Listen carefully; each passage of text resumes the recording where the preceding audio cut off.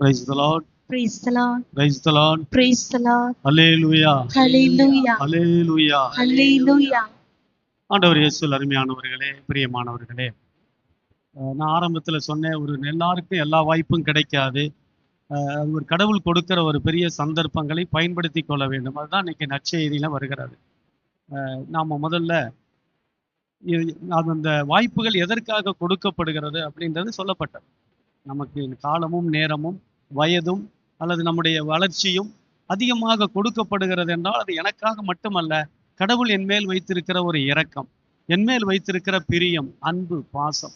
அதனாலதான் எனக்கு இன்னும் அதிகமாக சந்தர்ப்பங்களை கொடுக்கிறார். அதே நேரத்தில் இன்னொரு எதிர்பார்ப்பும் வைத்திருக்கிறார். தன்னுடைய நம்மளுடைய வழி கடவுளுடைய விருப்பமானதா இருக்கிறதா என்று. இப்ப பார்த்தோம்னா இன்னைக்கு இந்த நற்செய்தியை பார்க்குறோம். செத்து போனவங்களை பத்தி மற்றவங்க பேசுறது நம்மளும் அந்த காலத்துல மட்டும் இல்லை, இந்த காலத்திலே அப்படித்தான் பேசுகிறோம். ஒரு இளம் வயதுல ஒருவர் இறந்து விட்டால் அல்லது அந்த மாதிரி கொஞ்சம் அவருக்கு ஒரு முரட்டுத்தனமானவராக இருந்து ஊர்ல ஒரு பெரிய பிரச்சனை பண்ணக்கிறவரு திடீர்னு ஒரு விபத்து அல்லது ஒரு இறப்பு வந்து விட்டா, ஆனா அவன் பண்ண அநியாயம் கொஞ்சம் நெஞ்சமா, சாமி சும்மாவா இருக்கும், பார்த்துக்கிட்டா இருக்கும், நம்ம சொல்றது அதுதான்.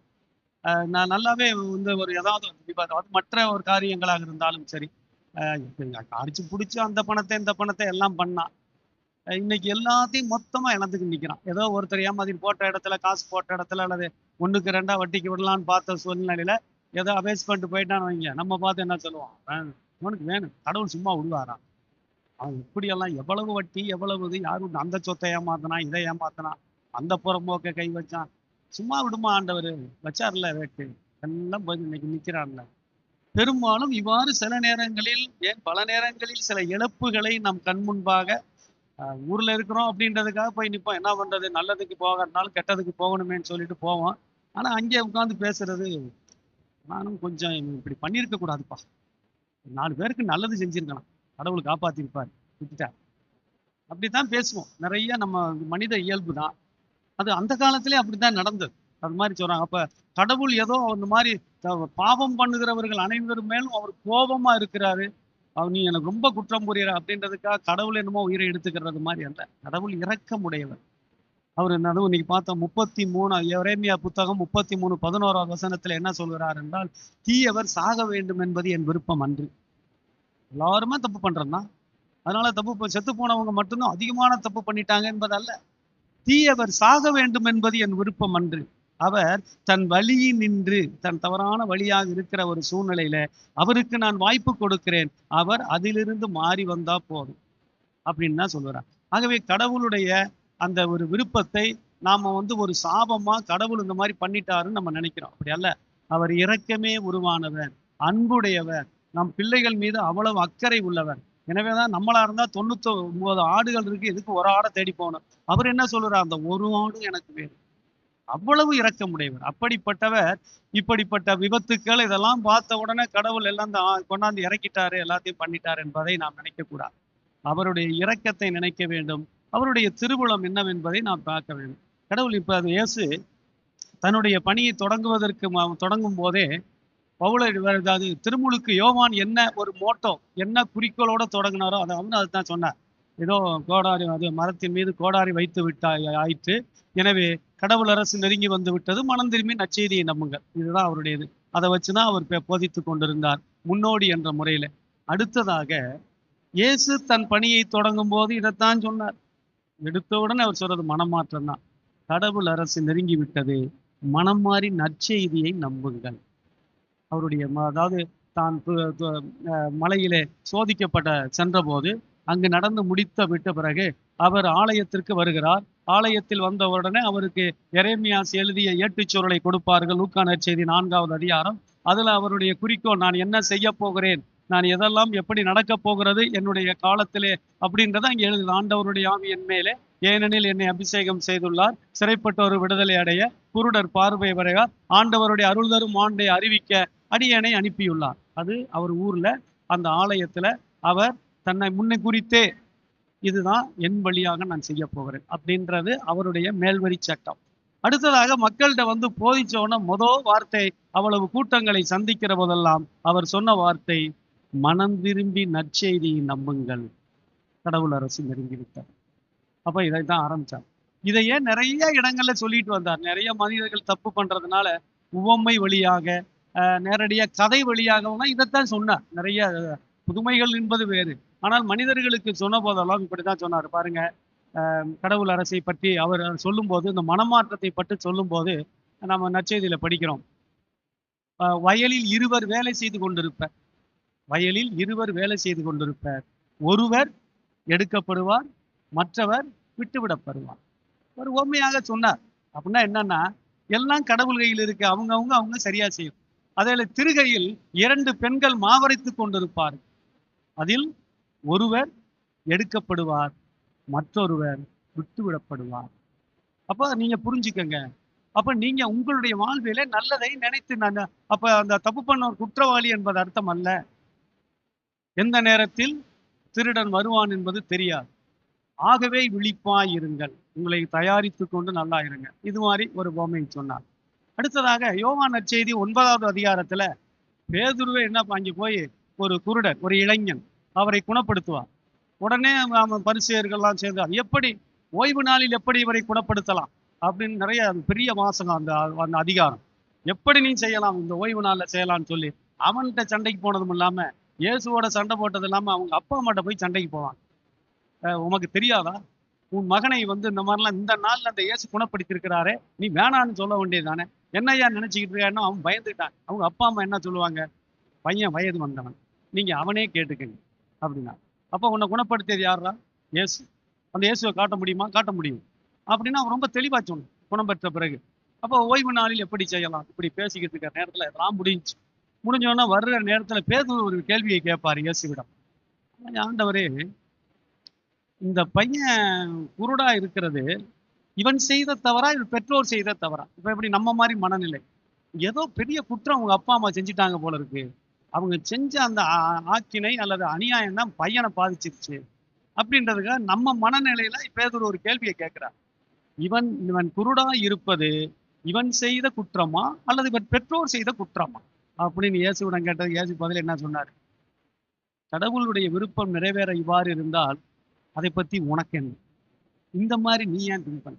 நீயோ என்னை புருஷன், நீ என்னுடைய வாழ்ந்து வந்துட்ட, அந்த மாதிரி பாரு. அதே போல இயேசு எருசலேம் நோக்கி பயணம் செய்து கொண்டிருக்கிறார். சமாரியா பகுதியில போவான். அப்ப என்ன பண்ணுவார் யோவான்? பயங்கர கோபம். ஏன்னா சமாரியர்களை பிடிக்காது, இவர்கள்லாம் யூதர்கள். சமாரியரை பிடிக்காது, அவன்லாம் செத்து போனவன், அவன்லாம் நல்லா இருக்கக்கூடாது, அவங்க மோசமானவனு.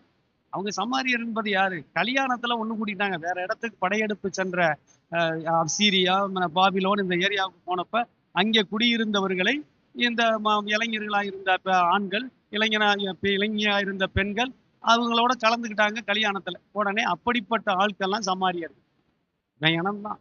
ஆனாலும் அப்படி நாங்க ஒரு சட்ட திட்டத்துல முதல் வாசகம் வந்தது இல்லையா, சட்டம் முக்கியம், சட்டத்தின் பிரகாரம் வாழ வேண்டும் அப்படின்னு பிடிச்சிக்கிட்டு இருந்தவர் தான் பவுலடியார். அதே மாதிரி வந்தவங்க தான் இந்த சமாரியர்கள். சமாரியர்ன்றதா கல்யாணத்துல ஒண்ணு கூட்டிட்டாங்க, அதனால அவன் தீண்டத்தகாதவனா ஆகிட்டான். அந்த ஊருக்கு போனப்ப யோவானுக்கு பயங்கர கோபம். அப்ப அவங்க என்ன சொல்றாங்க, நீங்க சமாரியர்கள் எங்க வழியில வரக்கூடாது, எருசலேம் போறதுக்கு, நீங்க வேற வழியில போக வேண்டியதுதானே அப்படின்னு கேட்டான். உடனே இவருக்கு கோபம். எங்க தலைவரை பார்த்து நீ இந்த மாதிரி கேள்வியா, நீ சமாரியன் எப்படா அப்படின்றதுனா என்ன சொல்ற? ஆண்டவரே, நீர் என்ன சொல்லுகிறீர்? இவர்கள் ஊரு மேல கந்தக மலை பொழிய செய்து அழித்து விடுவோமா அப்படின்னு கேட்டார். அப்படின்னா நான் மோசமானவங்க, இவங்கெல்லாம் வெட்டவங்க, இவங்களை கொண்டு வரணும் அப்படின்னு மனுஷன் தான், யோவான் தான் சொன்னார். இயேசு என்ன சொன்னார்? ஆமாப்பா, நமக்கு எதிராக இருக்காரு, கொண்டு வருவோம் அப்படின்னு சொல்லலையே. வர அதையெல்லாம் ஒன்றும் வேண்டாம் அப்படின்னு அவரை கடிந்து கொண்டு, அவர் வேணாம், அது அப்படி செய்யக்கூடாது என்று சொல்லி அவர்களிடமிருந்து கடந்து எருசலேமுக்கு சென்றார் என்று வரும்.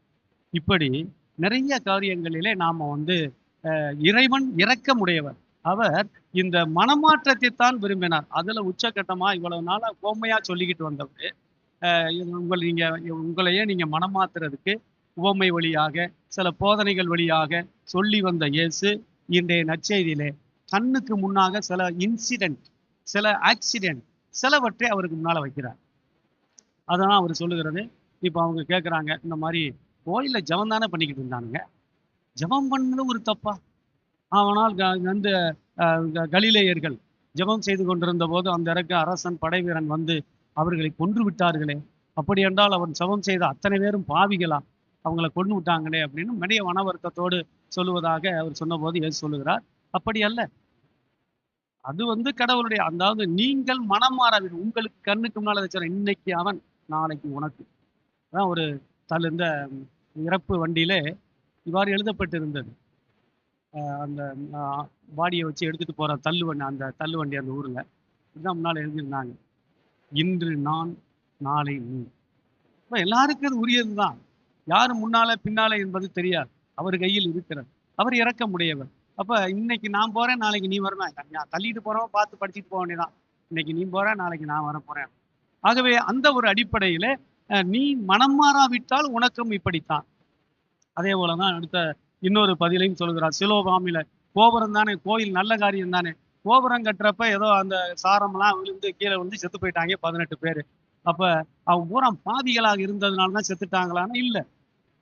மனம் மாறாவிட்ட ஒரே வார்த்தை தான் சொல்றாங்க. மனம் உனக்கு கண் முன்பாக இது ஒரு வாய்ப்பு கிடைக்கிறது. சரி, எனக்கு நானா இருந்தா இப்படி. இன்னைக்கு ஒண்ணும் இல்லை, நம்முடைய இன்னைக்கு நடந்த சாதாரணமா சமீபத்தில் நடந்த ஒரு இன்சிடென்ட் எடுத்துக்கணும். கரூர்ல நடந்த ஒரு பெரிய சம்பவம். எல்லாரும் சின்னவங்கல இருந்து பெரியவங்க வரை இதுதான் பேசினாங்க, எல்லாம் போய்கிட்டு இருக்கு.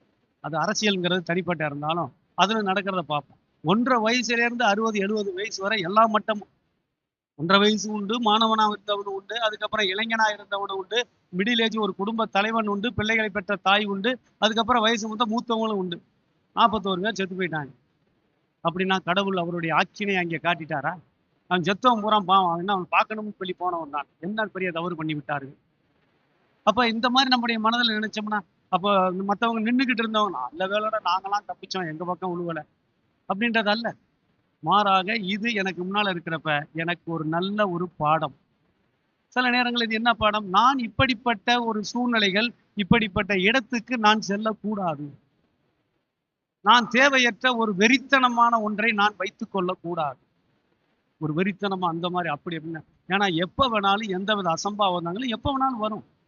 அப்ப இந்த மாதிரியா கடவுள் அனுப்பினார் என்பதை விட எனக்கு இந்த நடக்கிற நிகழ்வுகள் எல்லாம் ஒரு பாடம், ஒரு அனுபவம். நான் இன்னைக்கு நல்லா இருக்கிறேன். அதுதான் 2வது பகுதியை சொன்னார். 2வது பகுதியில் என்ன சொல்லியிருக்கிறார்? அவர் ஒரு ஓமை, திராட்சை கொடியை நட்டு வச்சதாக அந்த மாதிரி சொல்லப்படுகிற அந்த ஓமையிலும் கூட அதுல நமக்காக பரிந்துரைக்கிறதுக்கு 4 பேர் இருப்பாங்க. மனிதர்கள் நல்லவங்க இருக்கிறாங்க, நம்முடைய புனிதர்கள் இருக்கிறாங்க. நமக்கு காலமும் அவகாசமும் நமக்கு கொடுக்கப்படுகிறது. நாம நல்லா இருக்கிறேன் அப்படின்றதுக்காக நான் நல்லவன் என்பதற்காக அல்ல. மாறாக கடவுள் என் மேல் இரக்கமாய் இருக்கிறார், என் மேல் பாசமாய் இருக்கிறார். இறந்தவர்கள் அல்லது என்னுடைய வயதை ஒத்தவர்கள் நிறைய பேர் குற்றவாளிகள், அவர்களை விட நான் அதிகமாக தான் இருப்பேன். ஆனா என் மேல ரொம்ப பிரியமா இருக்கார். ஆண்டவர் அன்பாய் இருக்கிறார், பாசமாய் இருக்கிறார். அப்படித்தான் நினைக்கணும். எனக்கு இந்த வயதை கூட்டி கொடுக்கிறார், எனக்கு இந்த வளர்ச்சியை கொடுக்கிறார். அவர் அந்த அடிப்படையில தான் நினைக்கணும். இப்ப சட்டத்தின் அடிப்படையில தான் முதல் வாசகத்துல பார்த்தோம். அவர் என்ன, பவுலடியார் என்ன சொல்றார்? ஊனியல்பின் சட்டத்தின்படி, சட்ட திட்டத்தின்படி வாழ்கிறவங்களும் இருக்கிறாங்க. சட்ட திட்டத்தின்படி கரெக்டா இம்மி பிசகாம கரெக்டா வாழலாம். ஆனால் சட்டத்தின்படி வாழ்கிறவர்களுக்கு எப்படி இருக்கணும்னா, அந்த மேன் ஆஃப் பெர்ஃபெக்ஷன் அப்படிம்பாங்க. அவங்க என்ன பண்ணுவாங்க? கரெக்டா இப்படின்னா இப்படித்தான் இருக்கணும் அப்படின்னு இருக்கிறவங்களுக்கு ஆணவம் அதிகமா இருக்கும். எல்லாம் சரியா இருக்கிறது மாதிரி அவங்களுக்கு தான் ஆதிக்கம் அதிகமா இருக்கும். சில நேரங்கள்ல குடும்பத்துல ஆணாதிக்கம், எல்லாம் சரியா நடத்துவார். இந்த நேரம்னா இதுதான் செய்யணும், காலையில 6 மணிக்கு எந்திரிக்கணும், போகணும், வரணும். ஏனென்றால் சட்டம் சொல்றது. இப்படி எல்லாம் இருக்கிறவங்களுக்கு, அதுதான் ஊனியல்பில் இப்படியாக இருக்கிறவர்களுக்கு ஆணவம் போக்கு, அவங்களுக்கு கோபம் அதிகமா வரும், ஆணவம் அதிகமா இருக்கும். அப்ப சட்டத்தின்படி நடக்கக்கூடாதா, விதி அந்த மாதிரி விதிகளை அனுசரிக்க கூடாதா என்பதல்ல அந்த இடத்தில். மாறாக அதை தாண்டி 2வது பகுதியை சொன்னார் பாருங்க. நானும் சட்டத்தை ஒரு காலத்தில் கடைபிடித்து வாழ்ந்தவன் தான் பவுலடியார்.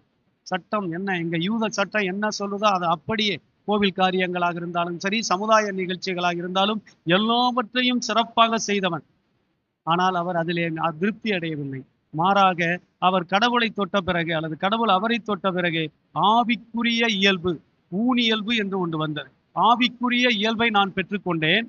ஆகவே ஆவிக்குரிய இயல்பு என்னை உண்டி தள்ளுகிற போது இரக்கம், அன்பு, பாசம், கடவுளுக்கு விருப்பமான செயல்கள் இதெல்லாம் நடக்கும். அதனாலதான் கடவுளுடைய ஆவியின்படி நான் என்னுடைய வாழ்க்கையை செலுத்த வேண்டும். சட்டத்தின்படி இப்ப நடந்த நிகழ்வுல கூட விதிமுறைகளின்படி நடந்திருந்தா மட்டும் அந்த இடத்துல தான் சாவு விழுகிறது. ஆக விதிகள் முக்கியம், அதை கடைபிடிக்க வேண்டும். சட்டங்கள் முக்கியம், கடைபிடிக்க வேண்டும். அதை தாண்டி நான் ஆவியோடு, கடவுளுடைய வல்லமையோடு, கடவுளுடைய அவர் செய்த நன்மைகளை நினைத்து பார்த்து வாழ வேண்டும். அப்படிங்கிறதுக்கு தான் அந்த பகுதியை நாம் முதல் வாசகத்துல படித்தோம். முதல் இந்த நற்செய்தி வாசகத்திலையும் அதைத்தான் சொல்லுகிறார். திராட்சை கொடி, அதாவது அந்த மரத்தை, அத்தி மரம், அத்தி மரத்தை வந்து அது காய்க்காத காலம், அது மலட்டுத்தன்மையுடைய மரமா இருக்கிறது. அதுல போய் பழம் தேடுகிறார் அந்த தோட்டக்காரர். ஆனாலும் அது கிடைக்கவில்லை. உடனே அந்த பக்கத்துல இருக்கிறவர் என்ன சொல்றாரு? பரிந்து பேசுகிறார். இந்த பரிந்து பேசுகிறதுனா என்ன செய்கிறார்? இல்ல, உடனே வெட்டிடாத, வெட்டுங்கன்னு சொல்லிட்டார். இது வேணாம், இடத்தையும் அடைச்சிக்கிட்டு இருக்கிறாரு, இப்படிப்பட்ட ஆள் தேவையில்லை என்று சொன்னாலும் கூட அந்த தோட்டக்காரர் என்ன செய்கிறார்?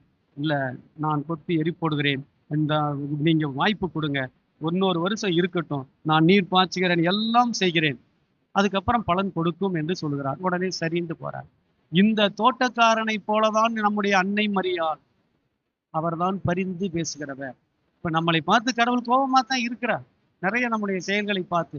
ஆனால் அன்னை மரியாள் அவ்வாறு சொல்லுகிறார், இல்லை மகனே, இந்த ஆண்டும் இவர் இருக்கட்டும், இவருக்கு இந்த சூழ்நிலையை கொடுங்க, இந்த வாய்ப்பை கொடுங்க, நல்லா வருவார்னு நாம வேண்டதை கேட்டு கேட்டு பரிந்துரைப்பாளர். இதை பழைய ஏற்பாட்டுல 2 பேரும் பரிந்துரைச்சாங்க. தொடக்க நூல்ல பார்ப்போம். தொடக்க நூல்ல அபிரகாம் வந்து அதாவது 6வது அதிகாரத்துல பார்ப்போம். சோதோம் குமர பட்டணத்துல நிறைய பேர் அட்டூழியம், அநியாயம், கடவுளால தாங்க முடியல, இந்த மனித இனத்தை படைச்சதை நினைச்சு வருத்தப்பட்டு நான் அவர்களை கொல்லப் போகிறேன், அந்த மாதிரி அந்த மழை பொழிந்து அவர்கள் சாகப் போகிறார்கள் அப்படின்னு ஏற்கனவே அறிவிப்பு கொடுத்தார். அந்த நேரத்தில் அபிரகாம் இந்த மனித இனத்தின் மீது அக்கறை கொண்டவராய் அவர் சொல்கிறார். அவர் தான் அந்த பரிந்து பேச, ஆண்டவரே, ஏதோ கொஞ்சம் நான் பேசிவிட்டேன், நீங்க பெரியவங்க, என்னதான் இருந்தாலும் அந்த ஊர்ல நிறைய பேர் 300 பேர் இருக்கிறானுங்க, இருக்கிற இடத்துல ஒரு 50 பேர் இருந்தால் அந்த நகரத்தை விட்டு விடுவீர்களாம். சரி, அதன் பொருட்டு அந்த ஊரை நான் அழிக்கல, வேணாப்பா அப்படின்னா. அப்ப பரிந்துரையாளராக அபிரகாம் இந்த இடத்துல. அதுக்கப்புறம் 40, 30 இப்படிலாம் பண்ணி கரைச்சி அந்த ஊர்ல ஒருத்தம் கூட இல்லை, அந்த நகரமே அழிந்து விட்டது என்று தெரியும். சோதம் குமரப்பட்டணம் அழிந்தது.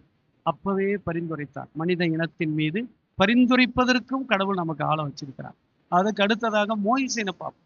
மோயிசனுடைய வாழ்க்கையிலே விடுதலை பயண நூலிலே இந்த இஸ்ரேல் மக்களை அழைத்து வந்து பாலைவனம் வழியாக கடந்து அவங்களுக்கு தேவையான தண்ணி கொடுத்து எல்லாம் பண்ணார். எல்லாம் பண்ணாலும் ஒரே முணுமுணுப்பு, நாங்க அங்கே எகிப்திலே இருந்திருந்தா அப்படி இருந்திருப்போம், இப்படி இருந்திருப்போம், எங்களை போட்டு வதைக்க கொல்றதுக்காக இங்க கொண்டாந்தீங்க அப்படின்ன உடனே கடவுளுக்கே கோபம் வந்துருச்சு. இவங்களை நான் அழைச்சிக்கிட்டு வந்ததுனால, இவங்களை தேர்ந்தெடுத்ததனால் என் மனம் சோர்ந்து விட்டது, இவர்களை நான் அழித்து விடலாம் என்று நினைக்கிறேன் என்ற போது மோயிசன் தான் பரிந்துரைப்பார். என்ன சொல்றார்? ஆண்டவரே, அங்கிருந்து இதற்காகவா நீ அவர்களை இந்த பாலைவனத்தில் கொல்வதற்காக கொண்டு வந்தீர்? உன் பெயரை மற்றவங்களாம் உங்களுடைய அந்த பெயர் கெட்டுவிடும். இதோ அந்த மக்களை அவர்கள் கடவுள் கூட்டிட்டு போனாரு, சாகடிச்சிட்டாரு என்ற பெயர் வாங்க வேண்டாம் ஆண்டவரே, எனவே அவர்களை மன்னியும் அப்படின்னு மோயிசன் பரிந்துரைத்தார்.